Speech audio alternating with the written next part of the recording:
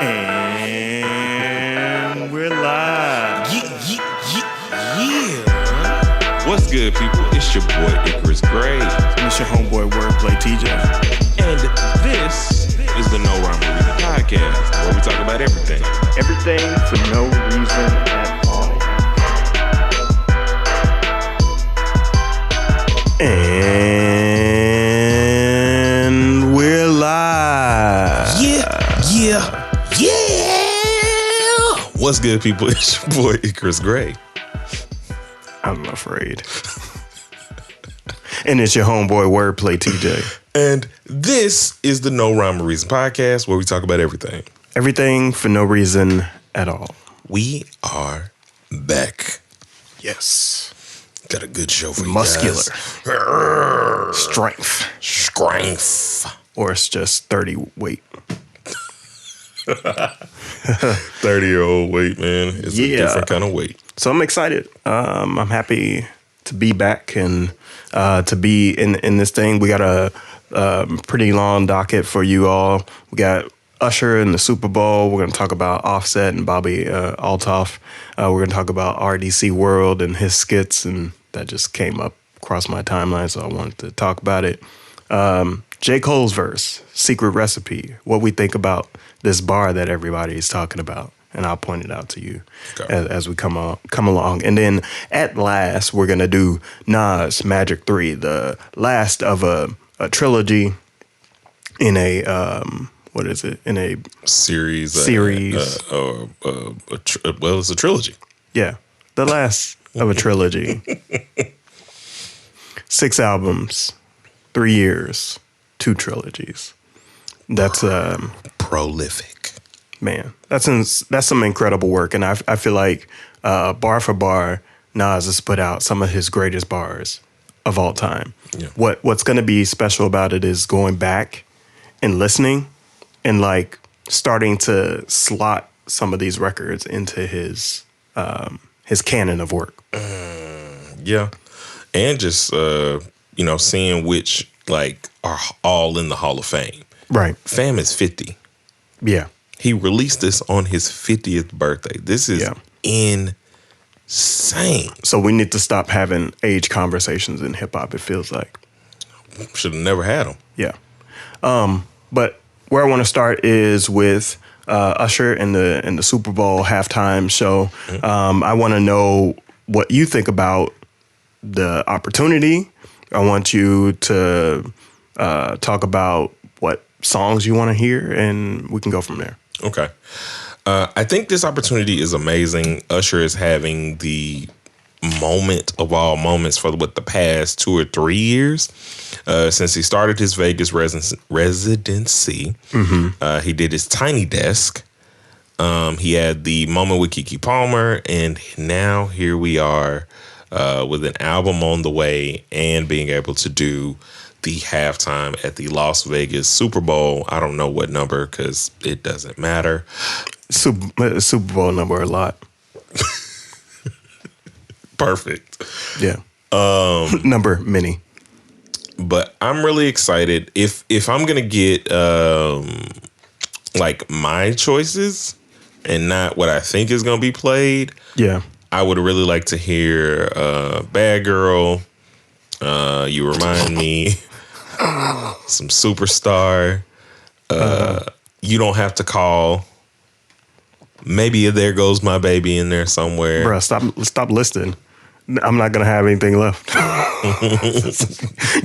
You're gonna list up the whole catalog, and then by the end, I'm gonna be like, maybe Moving Mountains. Good shout. Whoa. I turned into the count. Yeah, your laugh is reverberating through the house. That was strange. I felt like, oh, relax. What you got? I also want to hear Superstar. I think Oh My God would be good. I think, yeah, of course. Yeah. They need to bring out Lil Jon and Luda. I don't... Do you think they're going to bring out... I think they're going to bring out more Atlanta folks. So I think they're going to bring Jon, Luda. I think they're going to bring Sierra. I can see that. Because didn't they collaborate on the song? I think so. Somewhere along the line they have, for sure. Yeah.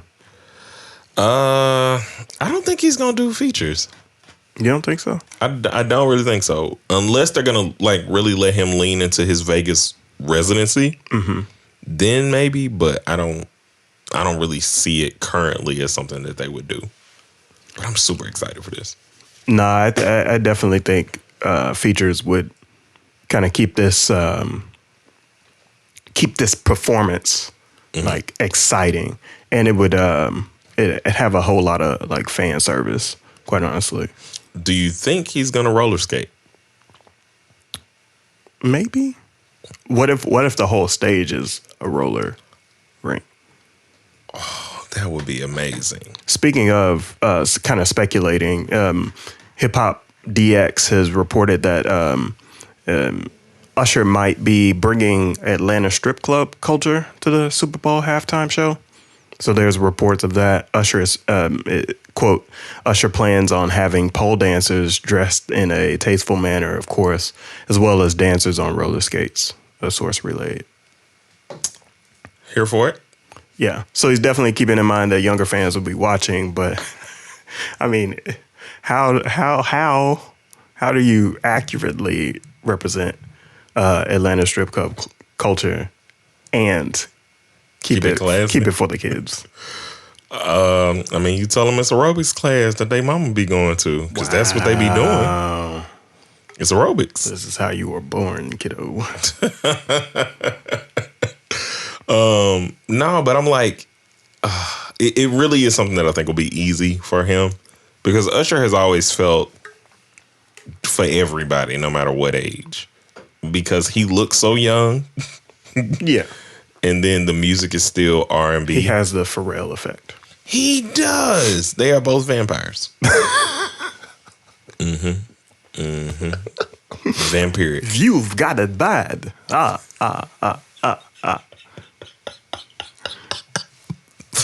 Perfect. Yes. So let's segue. Recently, if folks don't know and they're hiding under a rock, Bobbi Althoff, the host of the Really Good podcast, has had a series of interviews with people like Shaq, Drake, now Offset. She's also interviewed Funny Marco, Lil Yachty, and this rise has been all of a sudden. It's only been like a few months that basically her brand has been virtually non-existent to extremely popular. She has more than 870,000 subscribers on YouTube, and we're still struggling to get 1,000. Do better, people. Please subscribe to our YouTube channel. And so I'm kind of perplexed at this, and also part of this rides on the backs of Black culture, which is concerning for me because other people in the media, or at least in Black media, have not seen this type of rise. And now she's represented by a major agency and continues to get these types of opportunities where it's kind of like my people talk to their people and, solidify these types of interviews. And so I wonder if it's virality, if that's all you need in the equation, because it seems like this is a confirmation for yes. I say yes, but I also say, much like what you just said, which is she had a team. And a lot of people don't have that. So they know kind of like what they want to do with her, and at least the direction of what they want to do. All we got to do is get the stars in here. We know that the virality is something that they want to add to their streams, to add to their conversations, and overall adds to their general appeal and their fan base. You think she had this team before? I think there was an attempt, because I think like the first one was a joke and she thought it was terrible, didn't want to put it out, right? as far as I can remember. I don't know. I just think I'm wondering what you think. Are you speculating she had a team before? I'm speculating that there was a team or something. Got it. Because it just seems too polished for what it is, but also this is just more people trying to be Zach Galifianakis in terms of In Between Two Ferns, if you guys haven't checked that out. Yeah, that's a nice throwback to more like 2000s YouTube, mid 2000s YouTube. So we're gonna watch a little bit clip of her interviewing Offset, and Offset, like the things that are going viral from this video is basically Offset just roasting her on a constant basis. So we're gonna watch a little clip and react to that. Let's check it out. They're red. Bloodshot. Your cheeks are red. Why? Yeah, because I put blush on. Just saying, you said my eyes are red. Yeah, just because you're probably on shrooms. I don't know if shrooms do that. I'm allergic. I got a question for you. Okay. Have you ever been to, like, do you have family reunions? No. Y'all don't like wear shirts with your name on it, No. your family name on it? Do you do that? You've never been to a family reunion? No. So when do you, like, see your family, like, outside of the house? Holidays. Oh, so that's the family reunion, that all the family get together on holidays. Mm-hmm. I don't see my extended family, just the like immediate, like cousins, first cousins. Oh, y'all celebrate Christmas and things together. Mm-hmm. Oh, okay. You think that? Wait a minute. You think this is a cultural difference? Oh, 100%. Like, you know that us knowing our aunts and people and having closeness is so rare that, not to get morbid, but when I had to deal with like all the losses in my family, there was not an understanding of why this is important. When you go to somebody and say, hey, my uncle or my aunt died, they're like, do you like talk to them? Yeah. Y'all are like close, because they're going like, we make allowances for immediate family. The rest of y'all can suffer. Well, I've never seen a family of white folks in the park with their names on the t-shirts. Never.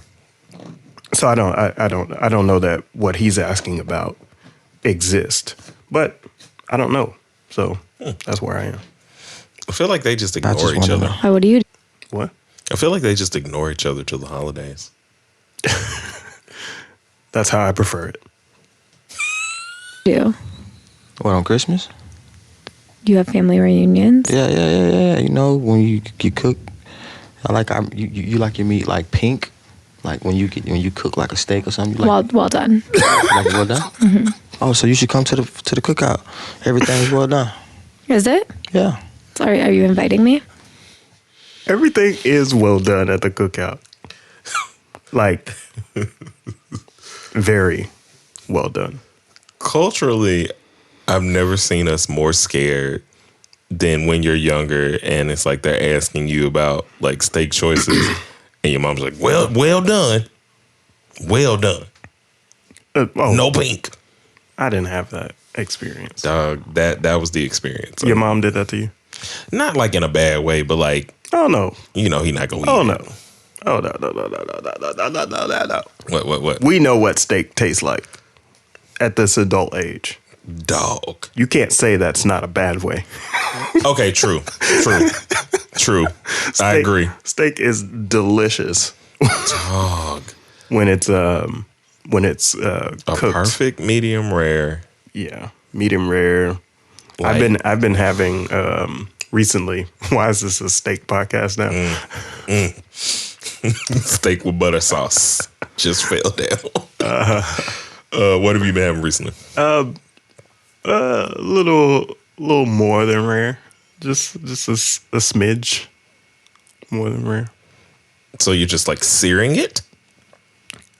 No, but I want medium rare, but a little bit less. Okay. Yeah. Oh, why? Go back to the interview. I'm over here salivating over some steak, and what's at stake here is the culture. It's the culture. To your families? When is it? What was that you did there? It's the family sign. It's just a family sign. You know, you can Wow. do this. I won't do that. Why not? I don't know what you're doing. It's not a gang sign. It's nothing. It's family. Why? I don't know what you're doing. I'm not going to do That's that. That's a little judgmental. That I won't do that? What does it mean? See, Family, I told you. Okay, I'll Google that later. Google doesn't always tell you the right answer. see, in this interview, so this is the thing that I want to get at. In this interview, he comes back to calling her out on a regular basis about her seemingly like implicit bias towards black folks or lack of understanding of black folks. And so this is why I feel like our community has an issue with her rise at the moment. Oh, huge issue. But we keep saying yes to these things. So I'm confused about that. We love train wrecks. Like, if nothing else, the issue with culturally, not just us, but all of us, is we like to watch somebody, look awkward. We like to watch somebody, play chicken and crash into each other and then see the ramifications of it, because we'd rather be able to say, I told you so. I told you she was this or that, than to just not give it attention at all. Right. So I think if we didn't, and even now, right, if we didn't play into it, same way we had our Donald Trump discussion, and that was, the beginnings of this podcast. If we didn't give it attention, we'd be okay. Yeah. So do you want to watch a little bit more? Or you I was going to ask you a question about, like, what do you think is the proper way to do something like this? I think learn the culture. Okay. Be inserted into the culture, and not by way of like somebody giving you a cosign, but by way of living it. Like Peter Rosenberg, he lives hip hop culture, and he has made mistakes over his career. But Peter Rosenberg will go out and dig in the crates. Peter Rosenberg will go out and hang out at shows, be a part of black culture, can understand black culture, can understand where he fits into black culture, being a Jewish man. So like he knows. Yeah. He knows. And she does not know. And that's a problem. Huge problem, I agree. Let's transition. Right. To a recipe. We're talking about food, So we're going to do the secret recipe with J. Cole by Lil Yachty. Here's the thing about this.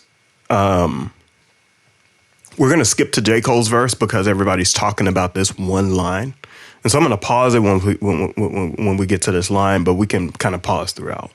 And so kind of feel what we feel about J. Cole's verse and react to that. So you ready for this? Indeed. All right, let's check it out. I'm a strike. Sauce. I'm a strike, Cole and Yachty coming for their respect. Come and pay your debt. Just like a travel pillar, we at your neck. For the way you slept, it's nuance, but I see hella influence in the way you dress, the way you sound, the way you try to move and try to stay abreast on all the latest flows and latest tones from Generation Next. Y'all chasing relevance, it's evidenced by the way you step. As for me, I cook so masterfully, ain't gotta pay a chef. I'm older now, but still I'm cutting edge. I'm like a bayonet from out the Ville. I love that line. I'm off the cutting edge like a bayonet. What's funny is that that's where I've been in terms of my writing process recently. Is like, because I cook so much, I'm always trying to like interweave cooking lines into my verses. Yeah. And it's just when you get the chef's kiss. Chef's kiss. Just, you know what? I've been waiting so many episodes for you to do that. Because you do that in life. In real life.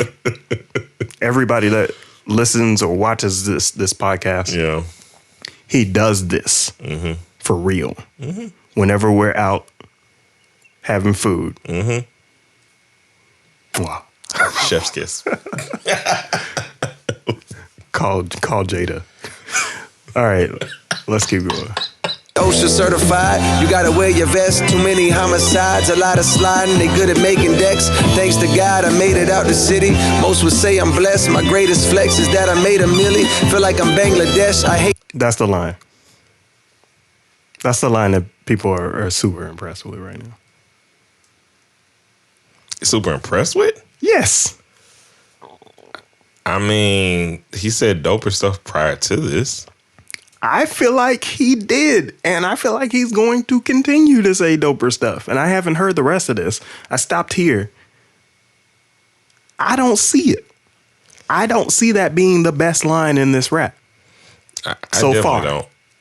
I mean, it feels like a lead-in bar. No.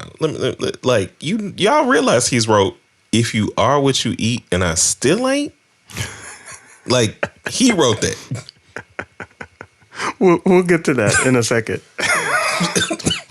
Cole, Yeah, Jermaine, Jermaine.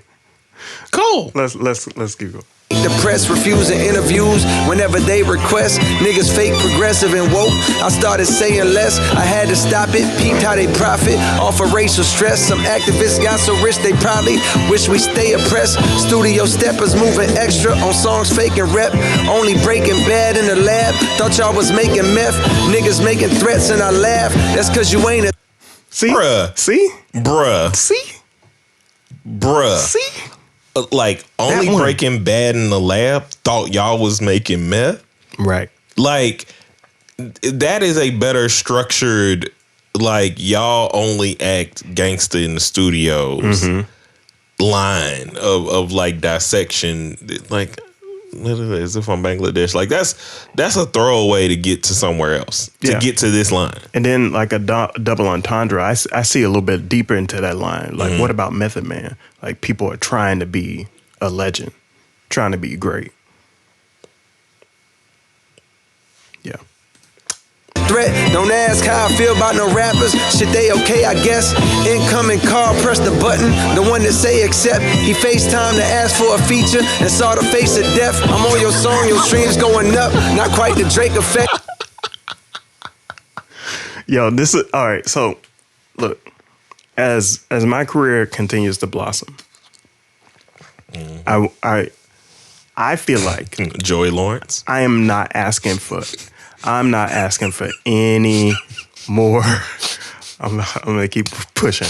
I'm not asking for any more verses because of that. Like that. It's not authentic. It's not. It's not. As they say on Reservation Dogs, it's not organic. Organic. Yeah, if ain't nobody seen that on Hulu, you gotta check that out. Yeah, man. Dog, that's hilarious. Yeah, let's. You got something on that? I was just gonna say, like, yeah, no, I still invite that challenge. Like, oh please, because I promise you, I'm not like them other rappers in the sense that it's like, okay, if I wrote something, I'm not gonna be ashamed of the fact that I'm throwing this away. I'm rewriting. Cause we gonna do it. If we gonna do it, we gonna do it. I'm like, oh, okay, I see what you was trying to do. That was cute. Here we go. I don't know if that's the same as what I don't know if as what he's getting at. Oh. He's like, nah, don't ask me for no feature because I'm gonna give you that face. You FaceTime me to just ask me for shit. Okay, that makes sense. I'm back on board. All right. But don't complain, bitch, take what you get and cut the label check. My table set, I dine on your favorite. One verse will take his breath. I probably put more niggas on pause than Cam and Mason Beth. My agent get a whole lot of calls. It's like he paid the ref. These bitches out here looking like Steph on a lake contest. Wide open, shooting they shot. Don't even waste your breath. I been stopped fucking you thoughts. Ain't got no patience left. Say that shit for one of them niggas that rock the fake protects. My paper stretch just like a Laker before he break a sweat. Sign, the greatest yet.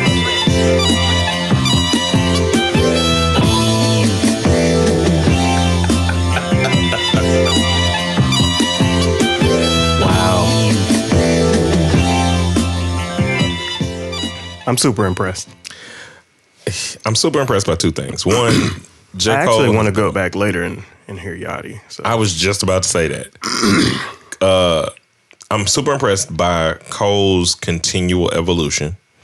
If he, towards, in a couple years, did a Nas run of like releases and trilogies or whatever, I think it would really solidify his legendary status.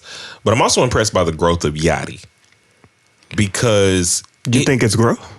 Dog, I think it's amazing growth. I don't think it's growth. I think he always knew. I think he was playing the game early on. But that's what I mean. Oh, okay. Like, that's amazing growth to also stay relevant enough that people are not looking at him like how they did Tyler early. Because Tyler was always dope. Tyler, the creator, that is. Yeah. But people sometimes couldn't get past the antics outside of like younger fans that were in the demographic at the time. And I think the same about Yachty. They knew exactly what they were doing. And not only did they know, they are so potent at lyricism and everything they do. Yeah. So I think just like Offset in that last interview, people tend to, and he made this comment, is like, people tend to think that I'm not smart. I'm not with it. I don't have a vocabulary, right? Because of the way I rap or the way I do music and that type of thing. And I feel like lyrical rappers sometimes are guilty of like accusing these individuals of not being with it. But what I learned is that anybody that stays more than 5 to 10 years in the game and are consistently like coming out with stuff, what I learned about them is that their intelligence is on a different level, and they continue to show that. So I'm happy for Yachty. I'm happy for Cole, and I feel like this is a great example of growth. Word up. So next up, we got RDC World. We're going to react to one of his skits. How J. Cole fans were after they heard the J. Cole new album. So basically, our reaction to J. Cole's bars just a few moments ago. Feel like we can maybe stop world hunger, find ways to stop killings. What? You know that new J. Cole just dropped, right? Duh, nigga. Anyway, you can find ways to stop world hunger. I'm just saying, how'd you like it? You mean how'd I love it, nigga? What are you talking about? It's a classic. not like it. How'd I love it? Yo, Mark Phillips. Shout out Mark. Shout out the whole squad. Leland, Dylan, Desmond, Ben. How do you know all their names? I'm a RDC World fan. And some people are AMP fans. They like the Casanak guy. But I always say that AMP stands for Avoid Mark Phillips. Wow. That is a hot take, Mr. Smith. DJ! Nope. Don't do it. I ain't got time to edit that. I ain't got time.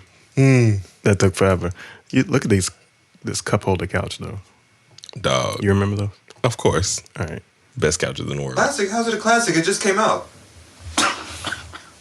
What? Yeah, this nigga's stupid. What are you talking about? Did you J. Cole? Yeah. Jermaine. Yes. Cole. Yes. You talking about the one that just said, I could put an M on your head, now you Luigi, brother? Him? Yes. The real is back, the veil is back. 95 South on the off season? J. Cole. Yes. Friday Night Lights? Yes. Okay, yeah. What are you talking about?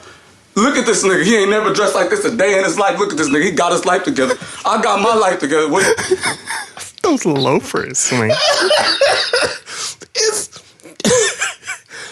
It's such amazing, truthful satire. Yeah. I love generally all of their videos, but the Cole videos especially, and with them being Cole fans, it's so good. Just good. Yeah. Chef's kiss. What you talking about? That's how it's a classic, nigga. Got niggas really thinking and moving, nigga. That's how it's a classic. You must be one of them trolls, huh? No. Yeah, he a troll. He a troll. You one of them J. Cole boring, J. Cole too old. I mean, yes, the nigga is 36, but so is LeBron, and he's still hooping. He's still the best player. And ain't Drake like 34? Yeah, Yeah. about to win Artist of the Decade. Maybe the older niggas are just better than the young niggas. I don't know. But I know I'm tired of these rappers saying, look, all my niggas shoot like Steph. Like, is that a bar? I guess. I mean, how many times have they said that shit? Look, you can go, nigga, because this nigga finna make me mad. He is one of them trolls for sure. But look, don't be coming over here questioning J. Cole shit. I love how, like, every one of those videos, he dismisses this dude. Oh, for sure. Yeah. And then the other thing that's incredibly funny that I don't know if you noticed, he's using like this Martin Luther King preaching voice. And in terms of the way he's talking. Yeah. And so I was like, I have a, in that I have a dream aspect. And it's hilarious because he's just trying to sound so profound. About, how is it a classic? It just came out. Nigga, listen to it. Then go to sleep, wake up, listen to it again, nigga. It's a classic. I ain't gonna say it again. It's a classic. I'm not a classic. Look, I don't know what else you talk about. But go listen to that one more time. All 12 songs. Look, Hunger on the Hillside, 95 South. Come on now, stop playing. And how a little baby came on there sliding? Yeah. 21 Savage came on there sliding. Can 21 Savage even slide? Like, how is he sliding on J. Cole level like that? Is that a new duo or something? Sliding on him. Huh? I don't know. Me either. That's what I'm saying. I don't know either. little baby slide. Like, come on, bro. Look, hey, look, my life together. I ain't got no time to argue with y'all. I already know how niggas be on the internet. Young boy better than here's to the rock. They ask.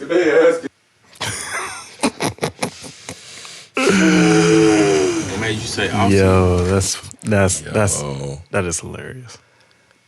Dog, they are so talented, my guy. Yeah. Like, filling the gap of like all of these groups who used to be online doing skits, but have like transitioned because they're older and stuff. Like, but it's reminiscent of Dormtainment.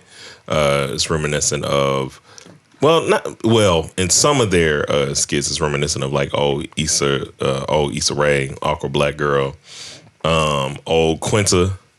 Mm-hmm. Like, they just have this thing of making the culture palatable is what I think that they do really well. Right. While still staying true. I feel that. So now it's time for our No Rhyme or review of Nas's Magic 3. HItboy is the producer on this record. There's one feature, and you're going to give us a little bit of a synopsis of this record. Capping off one of the most remarkable runs in modern hip-hop history, Magic 3 marks the trilogy of Nas's second album series executively produced by HItboy, the final piece in the producer-rapper duo's incredible, immaculate, irreverent album run. That was from where? Genius. Word. So Magic 3, the last of a 6-album run from Nas. Like, we've had a chance to listen to it. What do you feel like the theme is to this record? The theme is, I'm 50, you can't touch me. I hear a little bit of that. I also hear a little bit of my legacy is gonna last forever. Mm-hmm. I'm just getting started, even though I'm 50. I hear a little bit of relationship stuff. I'm still looking for the one. Mm-hmm. And can't nobody touch me. Would you say that his legacy is one that will never die? Yes. Speaking of Never Die, please go and check out our review of that song and on our YouTubes. Stop pointing and stuff. And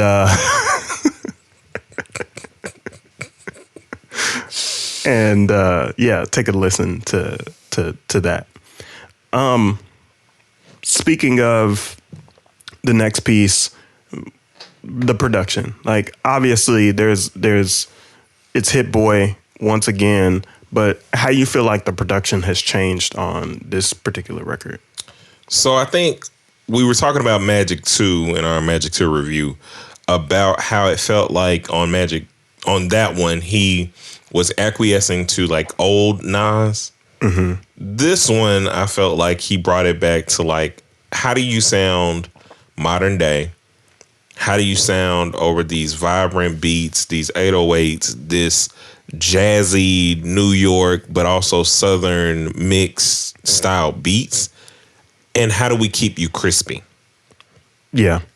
I still feel like the Magic series is more of Nas, and the King's Disease series is more of HItboy. Yeah, I can see that. So what I'm learning is that Magic, that series is more sample based. King's Disease is also sample based, but the samples are pulled back a little bit. So Magic has more flipped samples, and King's Disease is the antithesis to that. I agree. So production overall, I feel like it's great. The samples are handled extremely well, and they're kind of integrated into some of the hooks as well.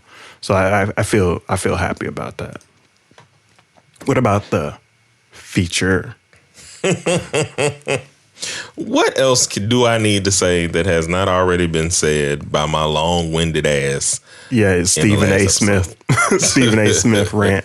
I feel like, yes, everything that you said in that last video, so everybody go check that out on our YouTube channel, about Never Die featuring Lil Wayne, encapsulates what this feature is about. It's probably hands down one of the greatest feature verses that Lil Wayne has ever done. But on top of that, an iconic collaboration with Nas on this record. So I feel like not only is that the best feature of this entire like 2 trilogies, it's just hands down a great one no matter what. It might be up there with my like currently best feature of the year. Cole is gonna be in the running, but that Never Die feature is one of my best features. Is one of the best features of the year to me. Yeah, I can agree with that. So last off is our favorite song. So we're gonna pick our favorite song. I mean, are you really asking me this? It's Never Die. I don't like. Do you want me to pick a song outside? We gotta pick. Yeah, we gotta pick something we can play. 30 seconds of. Outside of that, Fever. The way the album starts, like Fever is immaculate for me. Okay, so we'll go Fever and then we'll go to mine. So let's take a listen to Fever.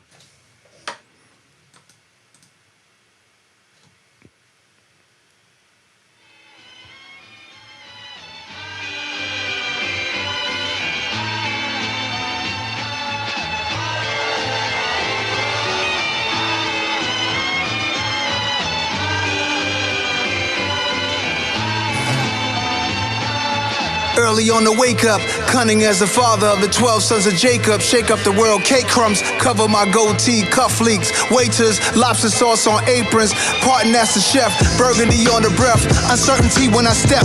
Dancing to every song like it's a contest. Singing to Stevie Wonder, happy birthday. Celebrating years of flows and crazy wordplay. Season, I'm leaving my 40s, I'm a griot. Deep as Deepak Chopra, dress socks and loafers. Family only, I'm holding hands with a cold piece. Bout to the owe me, I'm officially OG. Might throw a roast me, wonder what will the jokes be. Watching them imitate my cool demeanor. It's a new decade, I'm in a whole new arena. Roll the dice in this life and I hit the fever. Get it? Wolf out of NYC. This is prophecy. No, this was meant to be. Evolve constantly. What do you like about that one? It's the bravado. It's the way he stands, like unchanging, but changing. Yeah. He's like, this track is mine. Yeah, like I think that Nas is just one of those artists that we really, really need to appreciate, because this does not happen often. No. Like, I don't care we feel a lot of things about Jay-Z, but I feel like Nas has the pulse of all of it. Outside of, I guess people would probably say visibly he's not the same kind of businessman. Yeah, I think he's not as out there with his business endeavors, but he talks about it in this album that he has his masters. He owns his masters. He has artists that he signs. He has Mass Appeal Records, which is the copyright on this thing. So like, he's him, hands down. He is Himothy. And his involvement in the tech world, his involvement in Hennessy, nobody talks about that as much.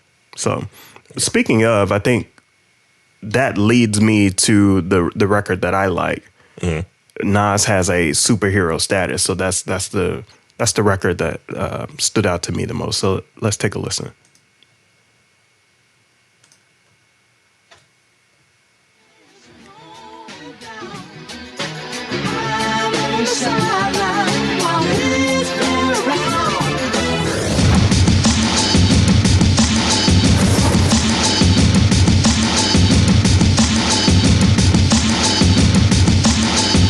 Like a train. The difference between you and I spitting's a wide difference. They hate on you or me, they want me to die difference. No ego, I'm just providing a better understanding. I don't wish it on nobody who doesn't have the bandwidth. It come with standing your ground. When you from a poor town that generate awareness, the ventilation shifts where the air is erased when you hear it. Somewhere between great and endearing, you smell it and chase it cause it's serious. And you don't think it's fair, you feel like you come with bars and you want some wars. Frankly, they should send a regard. Some of the hardest rappers get overlooked and ignored. No matter what happened, I hope all of us saw. I go superhero status, no masks, no gadgets. Send them villains at us. We ain't scared of action. We ain't characters capping. Ability to leak buildings. If you blink, you won't catch it. Yeah, that's a lyricist anthem, quite honestly. I feel like that's all I need to say about that. Like, this is paying homage to individuals that focus on the lyrics, that want to make sure that they encapsulate their bars and their point of view in the story of the song, and also stand out. So I feel Nas on this one. I think it's the perfect mix of lyricism and excellent, amazing song structure that doesn't like try to go poppy. It stays within the lyricist's bag. It's just like, okay, this is a chant. This could have probably been the start of a verse, but because of the production and everything else, it elevates it and still makes it feel really, really good. Yeah, I feel the same way about that. So this is it. I think we should pick our overall rating for this record. What do you got? I got 5 QB chains. Okay. Or no, 5 Braveheart chains. 5 Braveheart chains. Out of 5. Out of 5. Interesting. I got 5 out of 5 Hennessy bottles. I agree. Yeah. Anything is possible. See me anywhere. Anyone want a drink?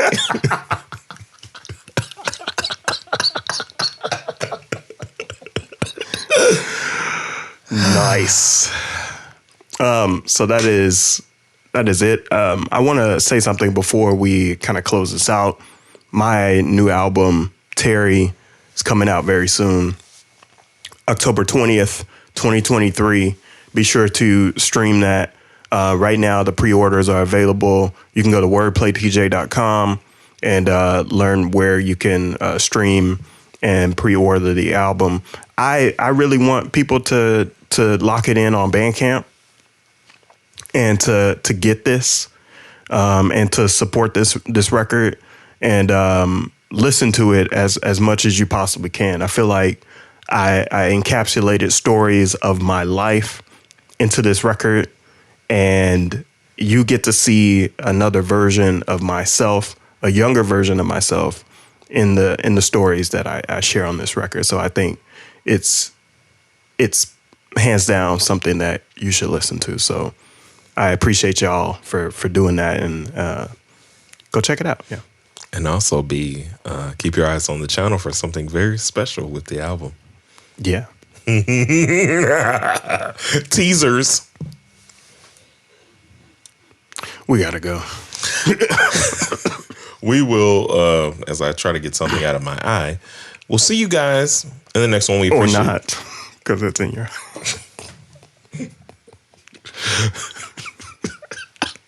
a 1 and a 2 and peace.